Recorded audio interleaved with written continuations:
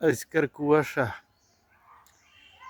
প্রচণ্ড রকম একটা কুয়াশা। সকালে ফজর নামাজ পড়বার টাইমে কুয়াশাই ছিল না। ফজর নামাজ পড়ি বাড়িবার পরে আস্তে আস্তে আস্তে আস্তে কুয়াশায় ছাই গেছে। ঠিক আছে, কুয়াশা আর কুয়াশা।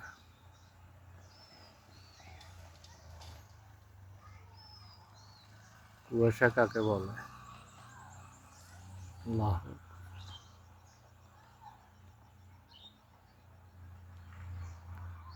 এখন বাজে সকাল 8:37।